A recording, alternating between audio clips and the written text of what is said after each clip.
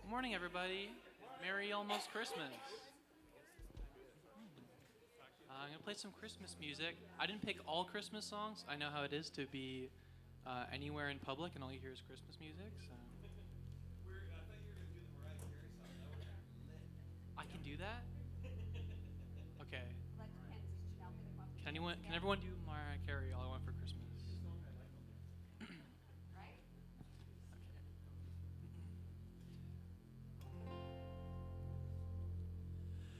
In the bleak midwinter, frosty wind made moan, earth stood hard as iron, water like a stone, snow had fallen, snow on snow, snow on snow. In the bleak midwinter, long ago, our God heaven cannot hold him, north sustain. Heaven and earth shall flee away when he comes to reign. In the bleak midwinter, a stable place sufficed. The Lord God Almighty,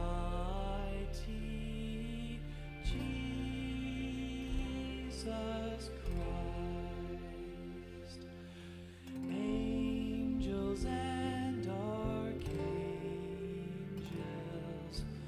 may have gathered there. Cherubim and seraphim thronged the air, but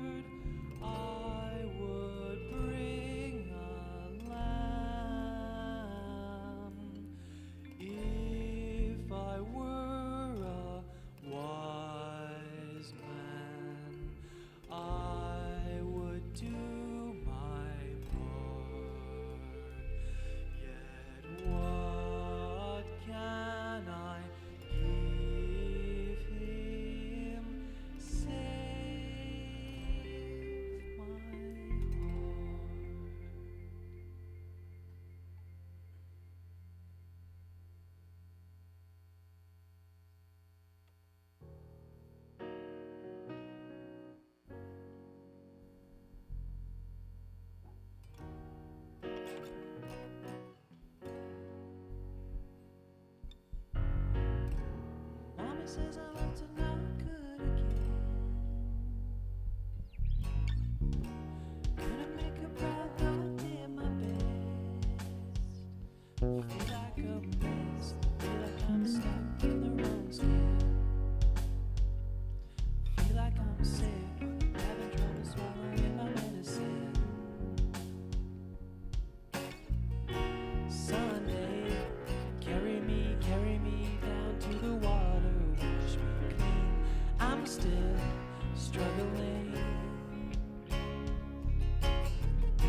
Sunday, bury me under the weight of who you need me to be.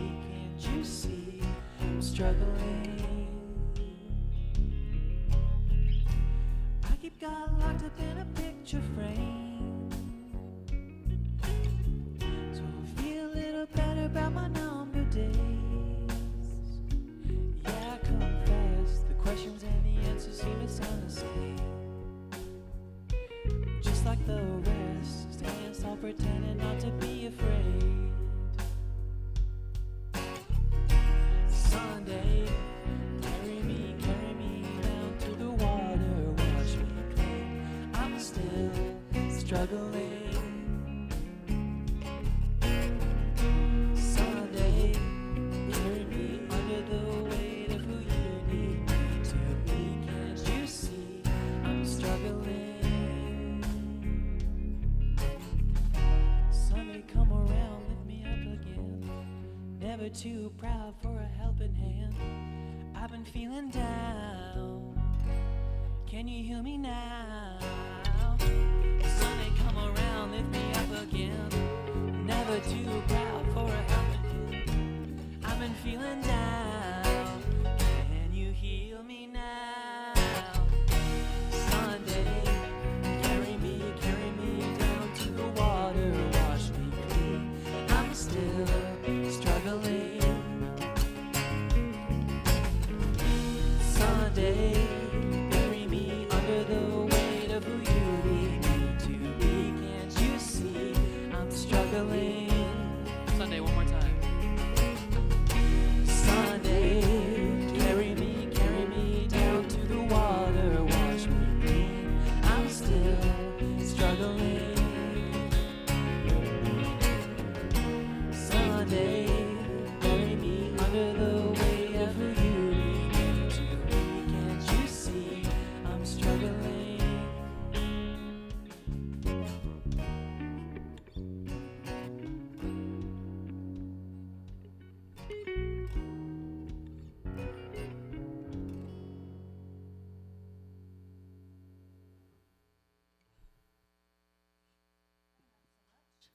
I almost forgot to come out.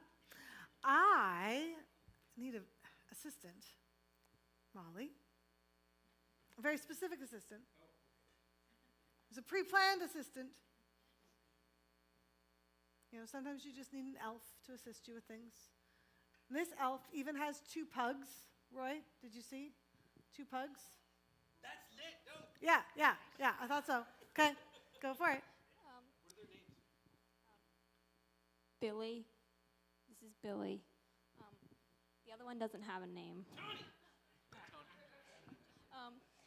What do you call a man who lost his car? Carlos. Carlos. Carlos. Amazing job. Amazing job. Hope, I'm going to give this back to you. Thank you. Thank you very much. I felt like that was a really great way to kick off announcements for today because we wanted to take a couple of minutes today and thank all of the amazing people who help make Vox happen. Now, all of you are amazing people who help make Vox happen, and without all of you, we couldn't do it.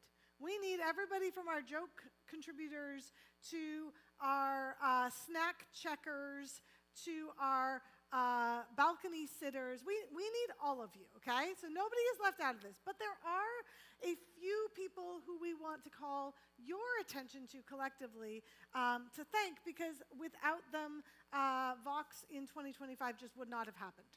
So Roy, do you want So right off the bat, Kent every single morning is here to do sound and play bass for us. You yeah, don't see him, let's do that. You but don't see you him. hear that he is here. Yeah. You And just to hear be it. clear, he's doing sound and playing bass at the same time while also fixing stuff. And probably looking on Amazon. Yeah, exactly. It's pretty amazing. It's pretty amazing. And then earlier this year, when I hurt my neck and I was having problems with my shoulder, Quentin started coming every morning, was up every morning at 5 o'clock coming in and setting up the whole stage and everything that you guys are sitting on seeing from there up here, which is pretty awesome. So same deal. Give him a round. He's currently upstairs right now, so. We even got a wave, guys. Yeah. We got a wave. Yeah. And then Randy and Abs. Like every single morning, what you guys get for food and coffee and snacks and all of that kind of stuff, that's them. Yeah. It's pretty. They do most of the grocery shopping, if not pretty much all of it now at this point, right? Like, so yeah, it's pretty big. So here's the deal. Like, we could always use more help. That's the reality of it, you know. So if you're willing and capable and able to, it would be awesome to have more people here for setup on Sunday morning. It's a lot of work. There's a lot that goes into it.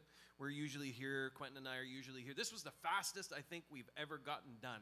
It took us an hour and a half this morning to set up. So, yeah.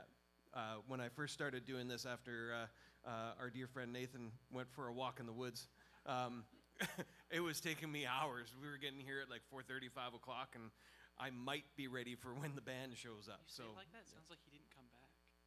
Well, I mean, there's a chance that He might hasn't come back yet. come back. Went for a walk. I, haven't seen him. I hear he's really enjoying Vancouver at the moment, so I don't Well, not know. at the moment with the flooding. I think. So thank you, everyone. If you are looking for ways to help, please talk to Roy. Please talk to myself. We would love to plug you in. I just want to kind of underscore the fact that helping at Vox is not necessarily a sexy thing, right? What are you Like, saying, man? I'm It's saying that totally. I'm saying that these jobs that people are doing, like they are quiet, they are unobtrusive, they are back tucked into the corner. If you are not the kind of person that thrives on stage with people looking at you, that's okay. Was that personal? Oh my God. We have things you can do in the quiet corners. And also, you know, Vox is also not a place where you need to wait until you're asked. We don't do a lot of voluntelling because a lot of us on stage have experience with being voluntold. And so we don't like to pass that love out into the community any Often. more than we have to. Family accepted. So if you are waiting to be asked, turn it around, ask us. Can I help with the chairs? Can I show up? Or better yet, just start showing up. You don't need an invitation. We'd love to have you. And It's great. just to be clear, if you are into a little bit of sexiness, Quentin and I listen to funk music in the morning and butt dance, so there's that. You're welcome to join us. We almost had volunteers, Roy. We were so close. If you would like to So see a close. spectacle, So close. Okay. You guys, Janelle's coming. you guys, look after each other. I am going to be gone the next 2 Sundays. I hope you have a fantastic time while we are away, and I will be back in the new year. But while I am gone, that doesn't mean nothing's happening. There's all sorts of things happening. We have service next week. Something fantastic planned or not planned or whatever it happens to be. Roy's in charge. And then there's the Christmas Eve service, and it's going to be epic. I'm going to be watching online. I might even manage to send something in from someplace cool, somewhere in England. You'll see. We'll have to see which cool places I manage to find to give some little videos from. And then New Year's Eve service is December 28th. I know that's early. I see your hand. I will get to you just a second. December 28th. Come a little early. There is going to be like light breakfast, 10 o'clock-ish, 10:10. Reason to come early. Traditionally, we have said that if you have flannel jammies that are nice and warm and covering of your body, then you can wear your Janelle. pajamas to church on Sunday morning for New Year's Eve. No. As long as there's other clothes as well involved, Janelle. That's the important thing. Hey, I'm just going to point out that you pastor this church. This is not all my fault. Okay? Nope, nope. I'm not blaming anybody. I'm just breathing because I'm going to have 2 weeks away. New Year's Eve service, breakfast before. It's a very laid-back service. There's going to be a chance to share some of your thoughts about what was amazing about the year that's gone by, what you're really looking forward to in the year to come. So keep that percolating, even if you haven't actively been asked to share. You might have a chance to, so be ready with something. And then afterwards, there's soup and bread at the Snows. Yeah. So plan for some time together with the community. Sorry, Hope. I do all the cooking. Why would you even look at me like that? I know what I'm doing. I assumed he had talked to his wife before he said this was happening. Well, you have 2 weeks' notice, Hope. I tried. We've only been talking about this for like a month. Janelle, do I dare ask?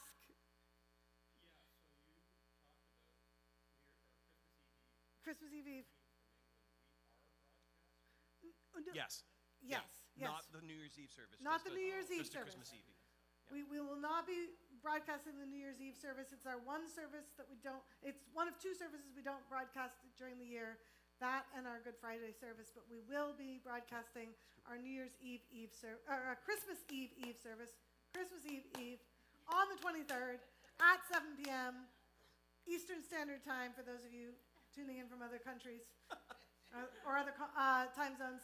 And with that amazingness, we don't have any birthdays, and if they haven't all been disappeared, you have to check out the snack table today. Yeah. We'll be back. One more thing to add really quick. If you would like to share on on New Year's Eve service, I would love to come and have you talk to me, and we'll set it up, because I want to hear from as many people as possible that Sunday. I think that's going to be amazing.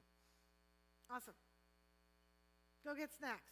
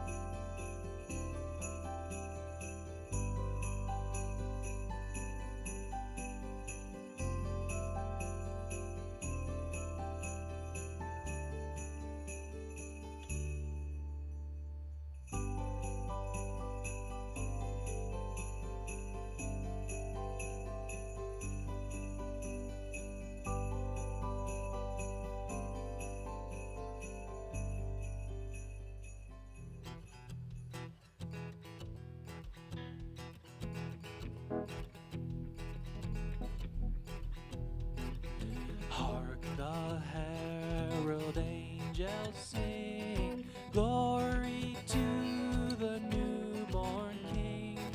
Peace on earth and mercy mild, God and sinners reconciled. Joyful all ye nations rise, join the triumph of the skies.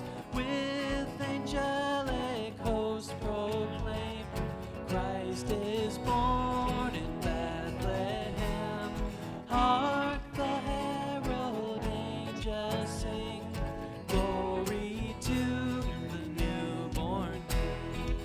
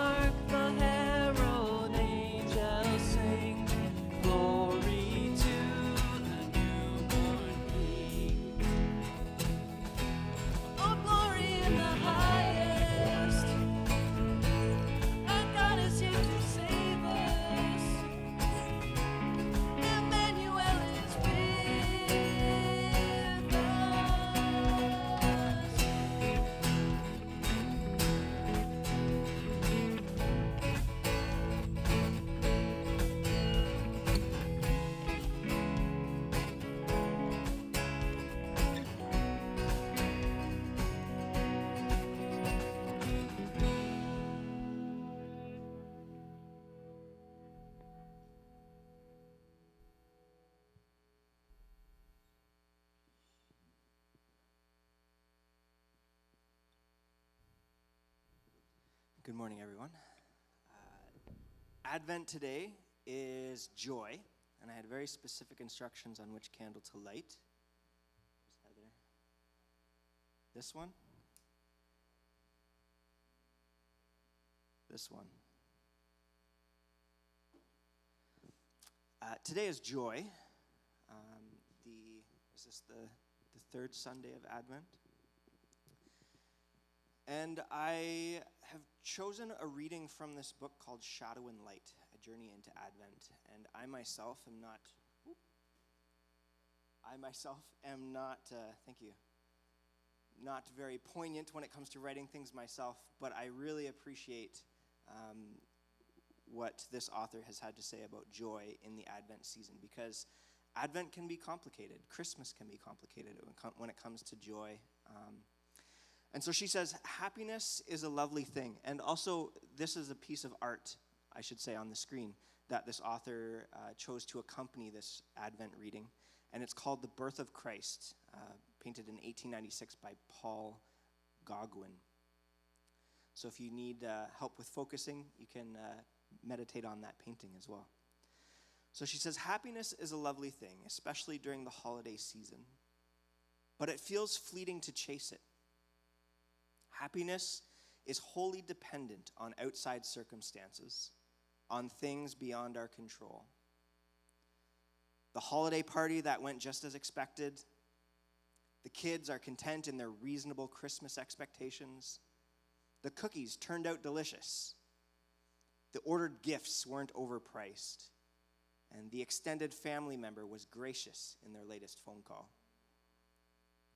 But joy is wholly dependent on one's inward posture, on remembering God's never-changing love for us.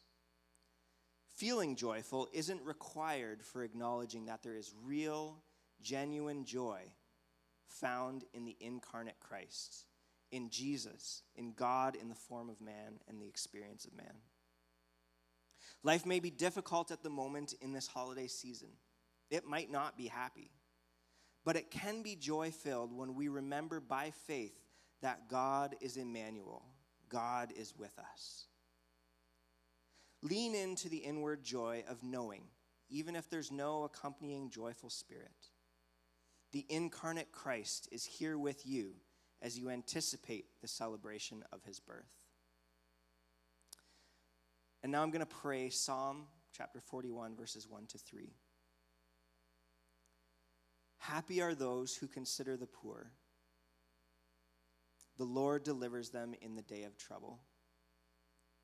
The Lord protects them and keeps them alive. They are called happy in the land. You do not give them up to the will of their enemies. The Lord sustains them on their sickbed. In their illness, you heal all their infirmities. This is the word of the Lord. Thanks be to God.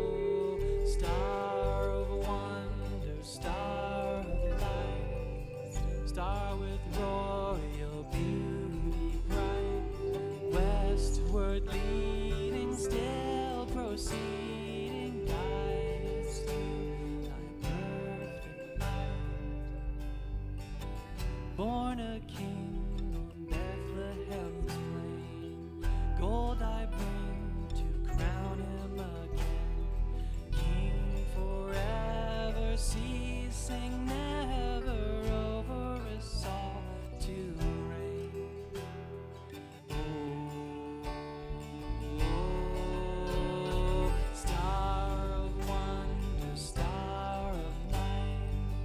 star with royal beauty bright, westward leading, still proceeding, guide us to thy perfect light. Frankincense to offer have I, incense on the deity nigh, prayer and praising, voices raising, worshiping God on high.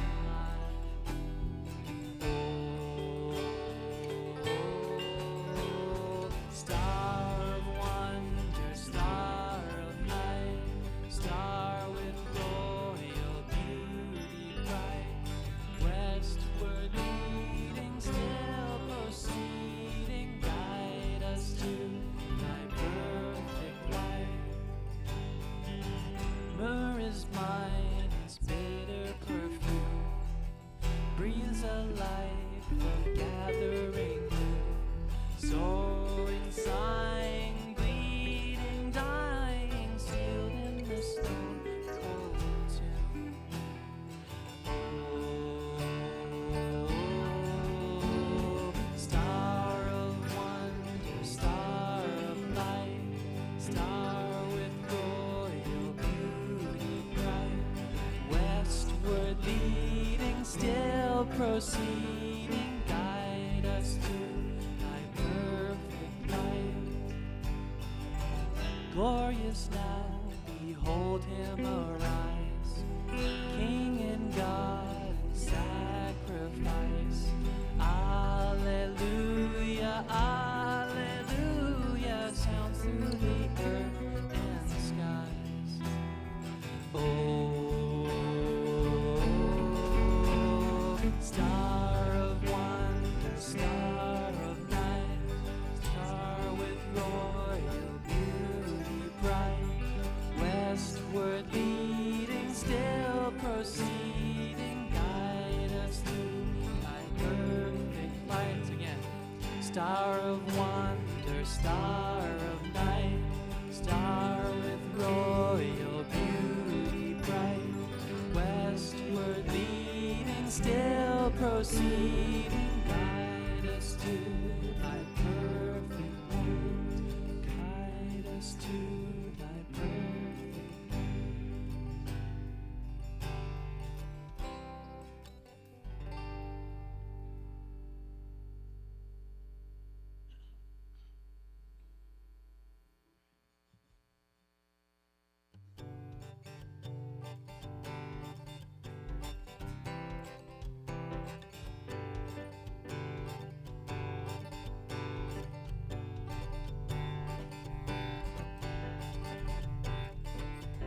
I wondered so aimless, life filled with sin, I wouldn't let my dear Savior in.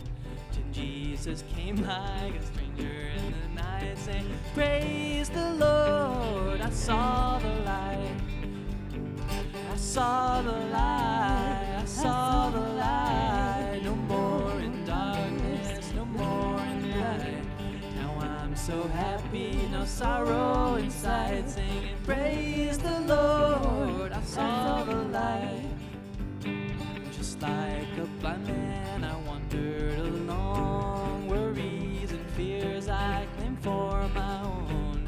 And like the blind man that God gave back inside, saying, praise the Lord. I saw the light, I saw the light, I saw the light. No more in darkness, no more in night. Now I'm so happy, no sorrow inside, saying, praise the Lord. I saw the light.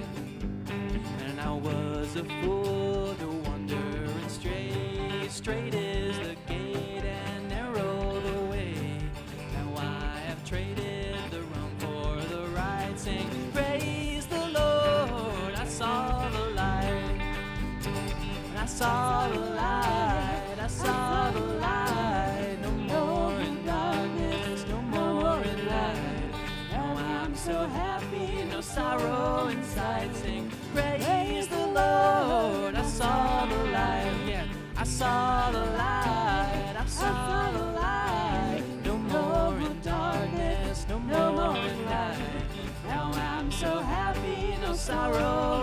light sing. Praise the Lord, I saw the light sing. Praise the Lord, I saw the light.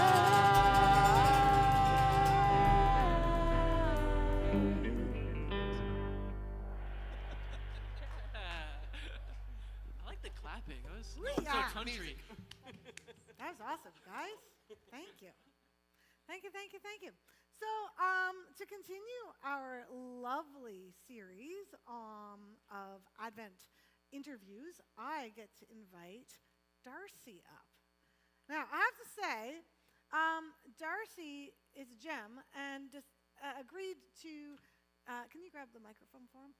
Agreed to do this for us last minute. We had somebody else lined up, and babies, they get sick at this time of year. So, we lost our plan. Oh, Keelan, can I get you to move this? Or someone move this for me? Thank you. Yeah. There we go. There we go. Now there are faces here instead of, yeah, that's better. That's better. Okay, Tuesday, I realized that wasn't going to work. The plan, it was a great plan. It was a great plan. We will come back to that plan in the New Year's. So, instead, I called up Darcy, and Darcy said, well, okay, I guess. So he is being a great sport this morning. So we're going to appreciate the time together. But I know we have had conversations over the last couple of years, and I am excited to have you join me up here, and I think this is going to be good. So do you want to start by introducing yourself? Good morning, everyone. My name is Darcy Dolmage. I am the husband of Jennifer, the multi-talented person, and the father of two wonderful, troublemaking teenagers who are hiding somewhere in the stands. Yeah, you can see them if you block the lights from your eyes. It is bright up here. Yeah, You weren't joking. You don't realize it until you are here. Exactly. And I also, for work, I work for IBM Canada, supporting the federal payroll system for the government. I bet there's a lot of people who are very glad that you do your job and do it well, but they never ever think about you in the process of getting their paycheck every month. But that's the good thing. That's what you want to happen. You want it to seamless. He does a job where you don't want to be thought about. Yeah. It's great. No bad times. So tell me, when did you join this wonderfully hapless crew? In 2019, our family decided mutually that it was time for us to leave our longtime family church, and we were going to start our search. However, COVID hit, and we had to put that on pause until things kind of got back to normal. In 2022, our family started looking at other churches attending. I was working weekends at Rogers, so that made it difficult. So Jennifer and the children went to a couple other churches and trialed their services. However, none of them were a fit. We didn't feel welcome, and it just wasn't for us. Then in the fall of 2022, we accepted the invitation from our friends, the Greggs, to come to the service at Vox. Yeah. Exactly. And Jen and the kids started attending in the fall, and they really liked it. However, I was still working weekends, which made it difficult, so I was only able to attend the first time at the Christmas Eve service that year. And we all agreed very quickly that this was a good fit for us, and this community seemed like it was for us. Amazing. I'm going to ask you to hold the microphone a little bit closer to your mouth. I just try not to shout because I don't want to make... No, if you hold it closer, it actually makes it easier for them to get the levels right. So that shameless plug there for why you should invite your friends. Exactly. To come to Vox, because people don't necessarily know about us, and nobody actually seems to look for churches online anymore, and we don't have signs up during the week because we can't do that. So make sure that you're telling your friends about Vox, because maybe they need a crazy place like this as well. You never know who might get to join us because you invited them. All right, next question.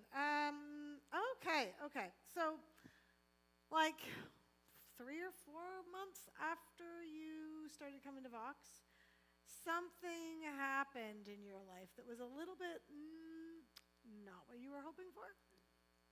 That's to say the least. In March of 2024, I finally committed to doing LASIK. I'd wanted to do it for a long time, and I'm like, okay, I'm That's gonna eye go for it. surgery. Eye surgery, my apologies. LASIK eye surgery.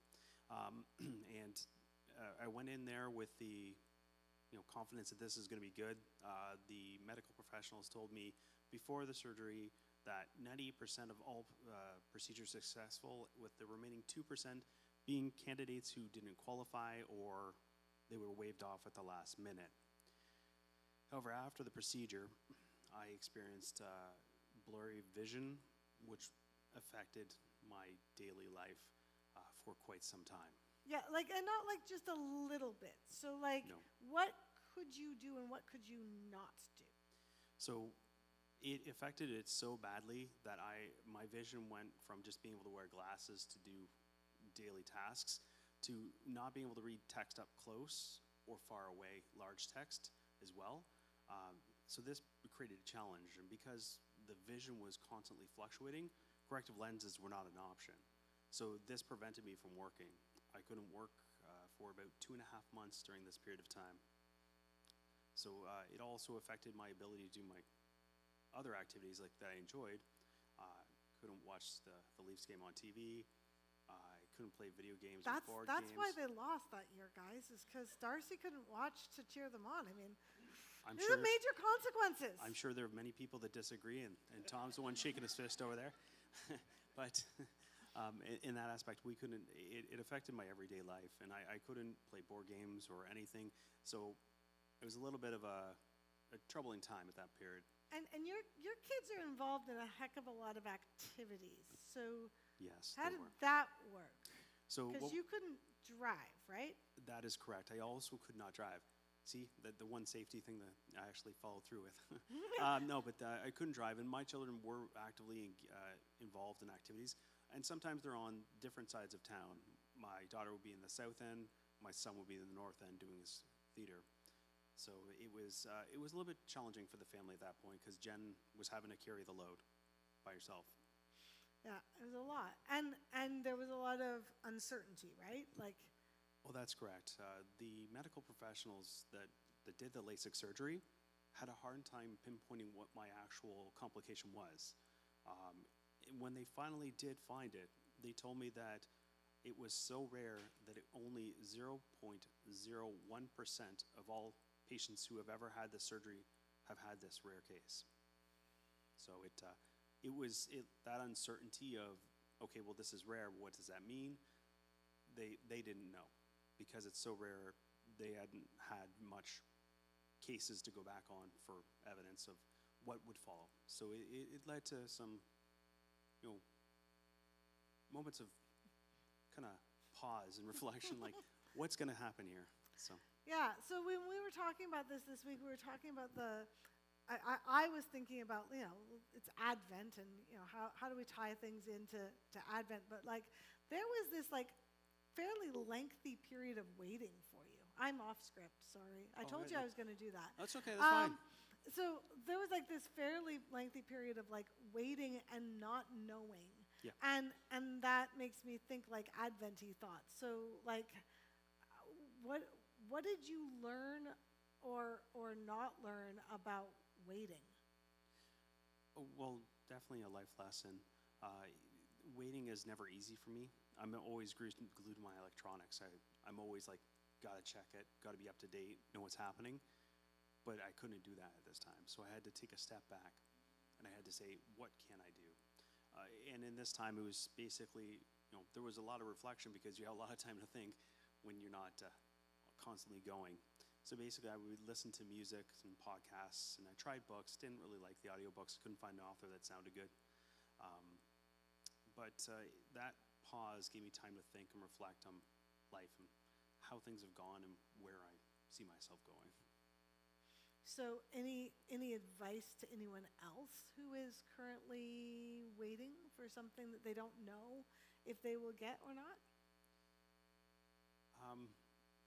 My only advice would be is don't panic, because that's the one thing I think that I tried my hardest not to do, especially in these situations. Patience is a virtue, and you can't you can't overthink things, because if you dwell on it too much, it will drive you crazy. Great advice to heed, not always easy advice. Oh, So- great. Yeah. Yeah, To follow. yeah. The other thing that really struck me about your story was that you went from, I think for most of us, whether we wear glasses or not, like our eyes are something we just sort of take for granted. Like we're going to wake up in the morning and then we'll see what's in front of us, and we don't really think about them too much. Like I'm at a stage where I need to put drops in my eyes, like in the morning and in the evening if the furnace is going too much. But like as long as that's not the case, life is pretty good. But you were at this point where like all of a sudden, all of those like lovely distractions that we use to numb us from our bodies were not available. And instead didn't you say something about like having a timer on your phone and you had to like put drops in every 20 minutes or something at one point? Yes, as part of the treatment, there was a lot of eye drops that I had to take. There was up to about 5 at one time I had to take, throughout the course of the day, and one of them I had to take every 30 minutes, and that became a little bit crazy. So I had to set my schedule and change my routine to basically start doing this in every 30 minutes, and it set an alarm and basically ensured that it got done, because I was hopeful that this treatment was going to work. We tried a lot of things that worked, and I think they tried a lot of things that didn't work. But they had no idea because of the lack of medical evidence they could go with. Yeah, yeah. And has that, like, I didn't ask you this when we were preparing for today, so I don't know the answer to this one, but like, has that changed your relationship with your body, like, moving forward? Like, do you think about your body more now? Or have you gone back to those habits of just like, and my phone is out, and I'm just going along? Like was it like a long-term shift or just a momentary shift? Well, I think it re-emphasized the need to stay healthy, right? And make sure that, hey, as you said, don't take anything for granted, right? Not let alone my vision. So that was something to think about. But yeah, as my vision got better with the last surgery that I had, it's gotten back to the rigmarole rush of the every day, which is a good sign. Still not 100%, but it's much better than it was before. Yeah, and that healing is amazing and awesome, and I'm so glad. I know you are so glad. Your family is so glad to have had that. But healing is one of those weird things, right? Like it's there, but it's a journey. It is definitely a journey for sure, and it requires a lot of, as you said, patience. And it's a journey that doesn't always end the way we want it to. The other thing that came up when we were preparing for today was that the fact that you're speaking today on Joy Sunday is a little bit tricky for you. Yes, when we were talking, we talked about my friend Dan. He passed away last Christmas season after several years of battling cancer. Dan and I have been friends since public school, and we had known that he'd been sick for a while. He'd been fighting it. He had surgeries. Things looked good, and it was heading into remission, but then it would return. Dan was very, very strong in his faith, and when he was getting sick and things were happening, it didn't diminish his faith at all. He always remained confident, and he worked through it, right? I know he had several discussions with his pastoral staff, and they helped guide him. He was a very active person as well. He wouldn't stop, even though he was sick. We were still going. He was basically coaching his kids' sports teams, and then also basically helping out his community church. And then where he found the diamond, I don't know. We would play sports as well. We played ball hockey and baseball. We played ball hockey in 2 cities at one point, which was kind of very busy, which is great. But he was still active up until that time. Unfortunately, near the end, we had said that we were going to try and play ice hockey again, and so we signed up, for a program at the NTR for adults to play hockey, because we had not played since we were teenagers. There were several comical moments, some highlight reel moments, bled in there as well, which was great. And unfortunately, that was shortly before he passed away. So I was very happy I was able to spend that last, fun experience with him. Dan would always keep a smile on his face, and basically, he was quite a happy individual, and he would always talk about his kids. And even during the dark times, he always seemed happy, because I think he had made peace with what he knew was coming, and he knew where his faith was. And in his journey with Jesus, he had come to terms with what the next step would be. It's kind of like what Tom was talking about joy in the moment, not because of the circumstances, but because of something bigger than that, because of his relationship with Jesus. Yes, I would agree with that. Yeah. We looked at the lectionary, the verses for that are kind of being used around the world this Sunday morning, and we read through them, and the one that you liked the most, or that felt like it resonated the most with these stories, was Isaiah 35. I've got that here. Are you okay if I read it? Go right ahead. Okay, so this is in the message. This is Isaiah 35. Wilderness and desert will sing joyously. The badlands will celebrate and flower. Like the crocus in spring bursting into blossom, a symphony of song and color. Mountain glories of Lebanon, a gift. Awesome Carmel, stunning Sharon, gifts. God's resplendent glory fully on display. God awesome, God majestic. Energize the limp hands. Strengthen the rubbery knees. Tell fearful souls, courage, take heart. God is here, right here, on his way to put things right and redress all wrongs. He's on his way. He will save you. Blind eyes will be opened, deaf ears unstopped. Lame men and women will leap like deer. The voiceless break into song. Springs of water will burst out in the wilderness. Streams flow in the desert. Hot sands will become a cool oasis. Thirsty ground, a splashing fountain. Even lowly jackals will have water to drink, and barren grasslands flourish richly. And it goes on from there. But there's this sense with Advent that these longings, these waitings in our heart are going to, there's this someday. And we were talking about the someday. So do you want to tell us what you were thinking about someday? I'm drawing a blank. I apologize. It's okay. You can tell me what you're thinking about someday now, or we can move on. It's all right. I would say we should move on. I'm a little lost on that one. That's okay. That's okay. We talked about lots of things, and it was a very condensed little planning session that we had. But thank you for it. So I think that the thing I'm gonna circle around it for a second here, because I think there's something here. Maybe there's something here for you guys as well. This idea of like the now but the not yet, the yes and like you had this waiting period with your eyes, and you didn't know. Was it going to come? Was it not going to come? And I feel like something in there helps us. I don't know, helps us make sense of like this bigger job of Advent, of waiting for what we don't have yet, and of coping with the fact that it's not here yet.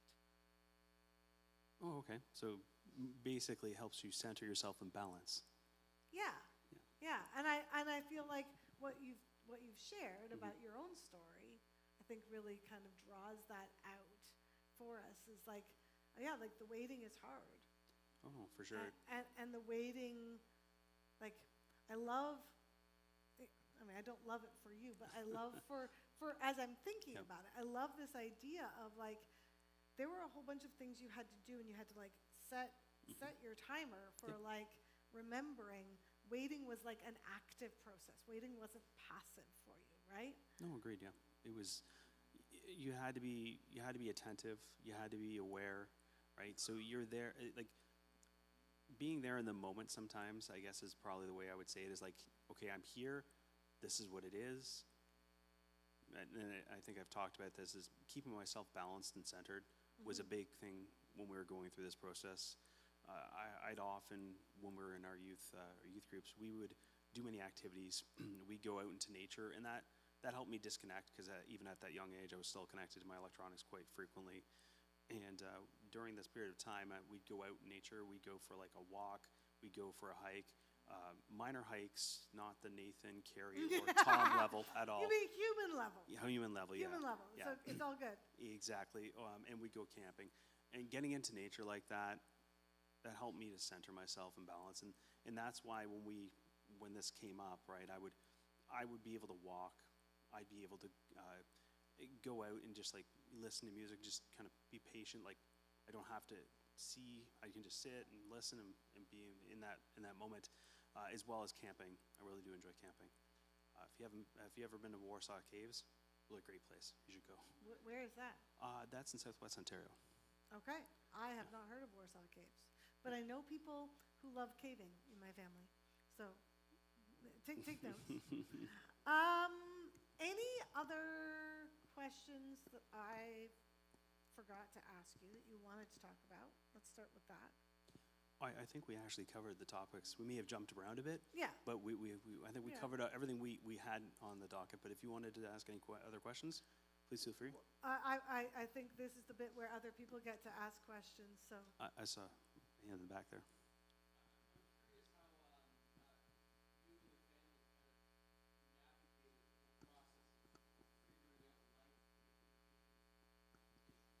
So the question was, how did you navigate as a family that process with your vision issues?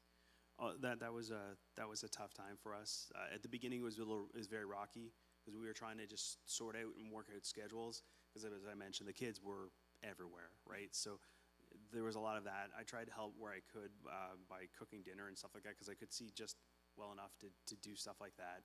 But To not burn the house down.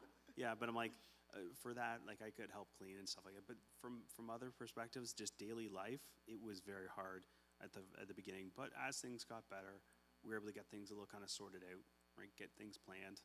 We divided the tasks that we would do in our family. Did you discover any hidden talents in the family? Like things people hadn't been doing because dad had always done them, that you're like, oh, actually, you're really good at that. I'm not taking that back? Well, the kids were growing up at this time, so they were learning a lot of new skills. But I don't think anything exactly stood out Okay, that okay. they learned as a yeah. brand new one. You got to ask. Janelle.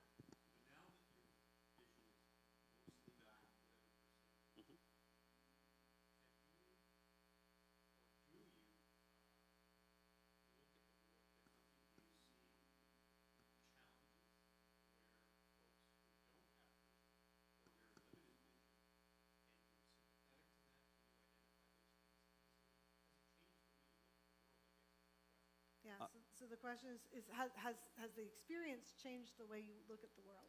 Yeah, I would say definitely. I take more time and actually enjoy the sights I can see. So, for example, it's a very simple thing.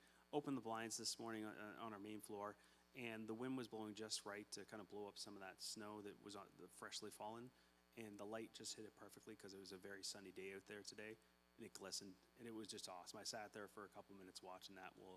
I looked and made sure I wasn't going to have to shovel again.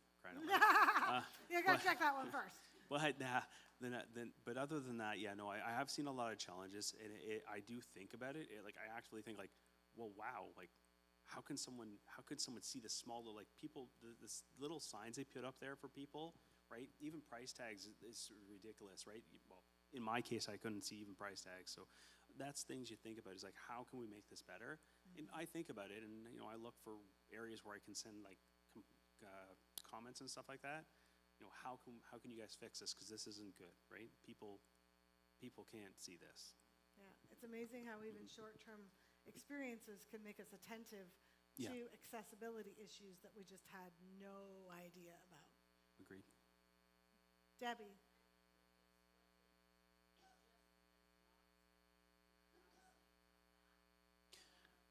Was it just the drops that made them back? No. It I wish it was just one day and I see again. No, what happened is they waited until the vision was stabilized enough that I could do another procedure. The second procedure was called optical lens replacement. If you've ever heard of anyone having cataract surgery, it's almost exactly the same thing. This is when they do this, you lose your short-term, like your near vision. So I would, to look at my phone, I normally have my glasses, or as you see me, I'm just squinting to look at it when I don't have them. So I lost that, and then that was kind of where the last procedure we had, and they just want to see where it is now, and then they're thinking about what the next step is. They were debating if they could do one more LASIK treatment, but we're not sure. So it's an ongoing process. Yeah, but it's much better now. Where like the one eye can see 20/20, so they were really excited about that. They were really excited. I was super excited. But no, the one eye is just a little bit out, so it makes life a little bit difficult. But they've agreed that I can drive with that, so that's a positive, right? That's huge. Any other questions?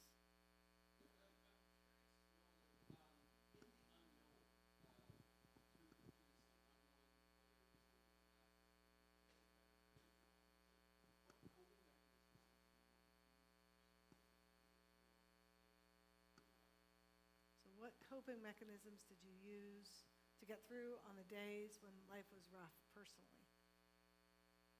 When life was rough, I tried coping mechanisms. I tried my best, to try and keep life as it was. I will say that the one thing I kind of find as a comfort is coffee. I drink a lot of coffee, and so I would say, in those moments there, my consumption of coffee went up dramatically, and I would sit there and I would sit there and have like a little coffee, maybe a cookie if I could find one, and I would just sit there and try and just, as I said, trying to center myself. That's all I could do. I tried not to go overboard. I know people, and myself probably included, have done stuff that may not have been right at the time. I tried to steer clear of that. So primarily coffee, a lot of coffee. Probably still not good for me though, but. Dan? What changed in your relationship with God because of this?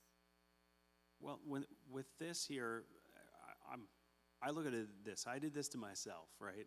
I'm the one who signed up for this, right? And that happened. Talking with God is always something we do. I personally do in private. I'm a very private person, so my discussions I have internally, right? I don't share outwards. But in this moment here, I would pray about what we were doing. What is this treatment going to work? Am I doing the right thing? I'd ask these type of questions, right? And I would read some scripture through the mobile apps that Heather recommended, because I could play it on my phone. In listening to that, kind of just looking for some guidance, and just trying to listen. What is God trying to tell me? From my perspective, I would say it just basically reinforced my faith in God, and just help a person with me on the journey to recovery. Absolutely.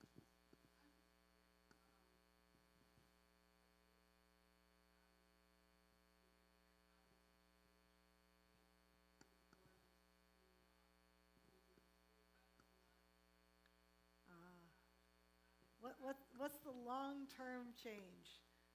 The long-term change would be getting out more. That's one thing. As I said, I'm in electronics. All my stuff is normally inside. When I couldn't see, I would basically go out. We have a dog, and I would walk the dog. I would walk the dog far. I take the dog on a 45-minute walk, and I get back, and I'm like, I felt much better. And as I mentioned, camping, getting out back into the world, getting that time back to relax, that would be my major takeaway. That would probably be the biggest thing that's changed, because in my previous role at my previous company, Rogers, I was so working, I was working all the time, and getting away was hard. Disconnecting was hard. Now, that this experience happened, I'm like, I have to really focus on making sure I'm not basically on screens all the time. Amazing. Any last questions? There could be a question up in the balcony. No, I got like vigorous head shake, no. Okay, so nobody's going to get called on there. Roy, one last question.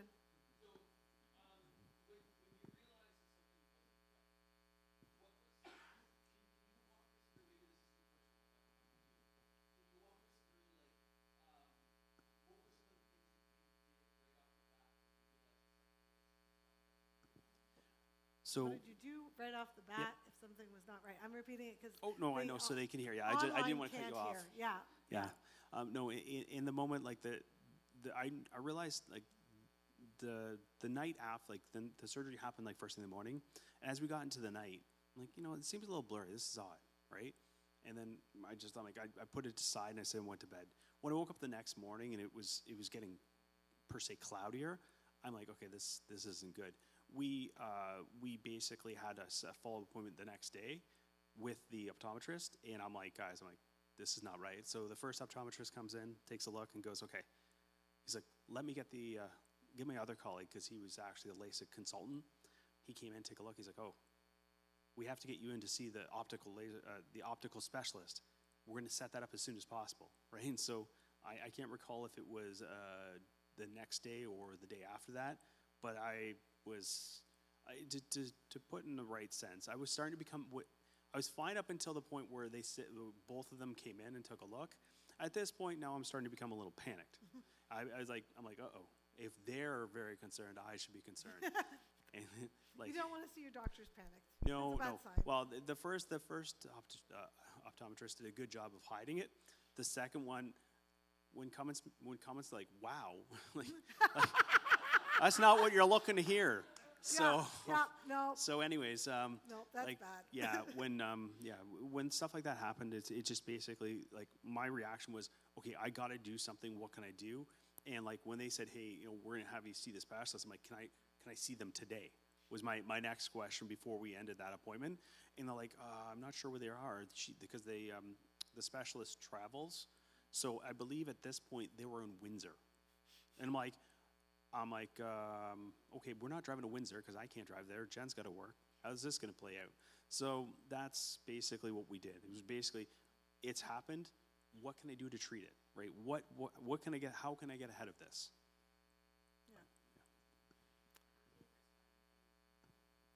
No. This is Jen's right. My wife Jen just said I didn't respond with anger, which is correct. Actually, funny story. If I have a couple seconds to tell. Oh, you've got time. You're good. So in this time, the clinic that I went to had mentioned that they've had problems in the past. Not many. They've had problems where people like they were declined for surgery because they weren't valid and stuff like that. But what happens is I would always come in, ask questions. And in one of the sessions, the person told me, they said, you are like the nicest person. I'm like, what? She's like, you like everything that's happened to you, and you come in here and you're not angry. And you're not mad at us, and you don't yell. I'm like, no, I follow up a lot, because I'm like, at this point, I was looking for a form, and they promised it to me for like a week and a half. I'm like, I walked in, and they're on the other side of town. So I got dropped off like by the lakeshore, and I walked all the way over there. And they're like, you're so nice. You're like, thank you for being so calm. I'm like, why wouldn't I be calm? And they're like, well, no, people come in here, and if they have like the minorest thing, they're yelling at us. And I'm like, oh. So I don't understand why people would do that. That's just not me. I'm not that type of person. Yes, I will get frustrated, but I don't tend to yell at people. So. I was going to ask, so how did you stay so calm? But if this is you're just that guy, then I guess that doesn't help the rest of us any. No, well, the idea is basically, for every action you're doing, there's going to be a reaction, right? So if I'm yelling at a medical professional that's supposed to treat me, how do you think that's going to play out? That's not going to play out well, right? And also at the same point, the logic is good. The logic is good. Oh, yeah. I just been around the block a few it's times. it's how to condense it and consolidate, right? It's like I'm angry. Like I'm not gonna lie to you. I was not happy. I was angry. So what did you do with that anger that helped you be present in such a calm way? With the anger, I would say I inverted it, right? I'm like, I chose this. This is my mistake. I mean, and that's not healthy. I'll tell you that. But the idea here is this, right? Is that I can't remember who asked me what my outlets were. Again, walking, thinking, like being present in the moment, and taking that time to really think it through and say, hey, look, this is really bad, but there's a path back, right? If I remain calm, I can do this, right? Just having that, patience is something. It's a virtue I normally don't have, but I had to acquire that to move forward. Well, thank you. Okay, right? This is 4.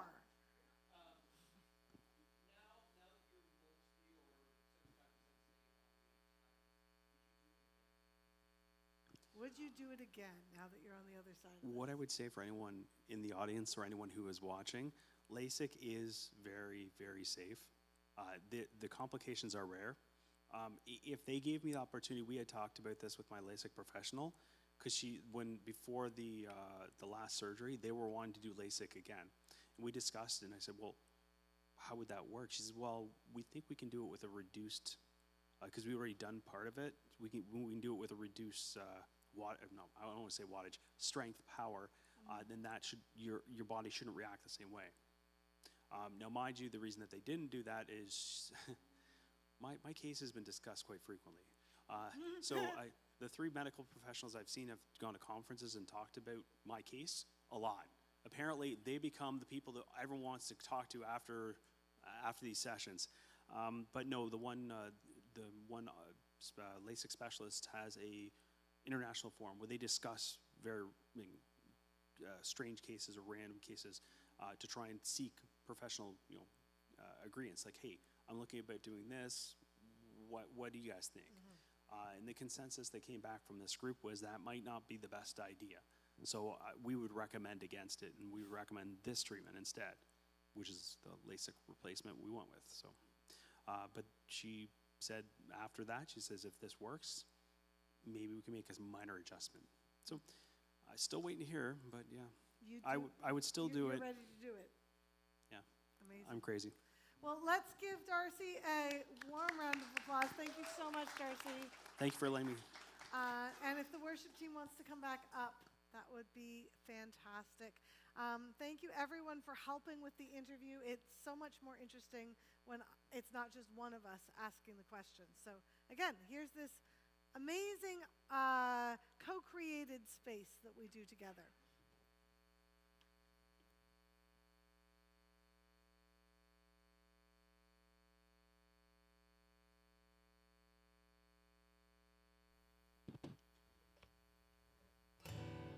Okay, let's finish it off with one last classic Christmas song.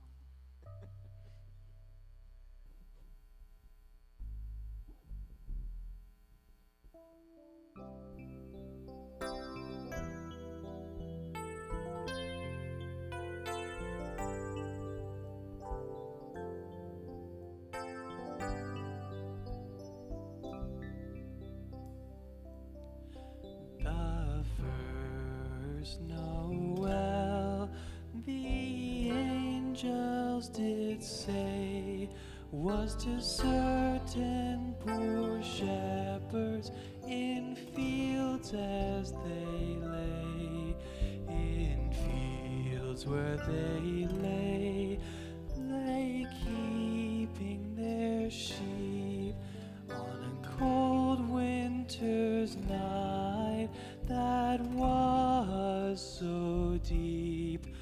Noel, Noel, Noel, Noel, born is the King of Israel.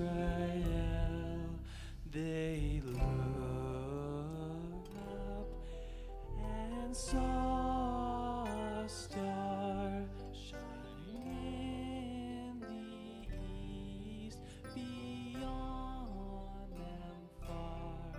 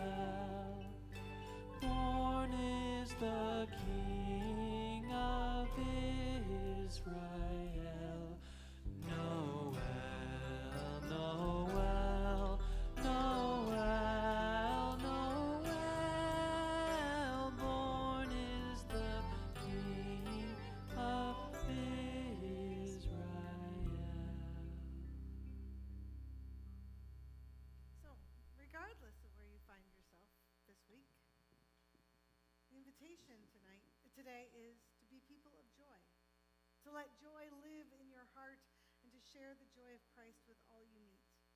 Share joy by seeing the good in each other. Share joy by remembering good times and hoping for the good times to come. Share joy by praying for our world.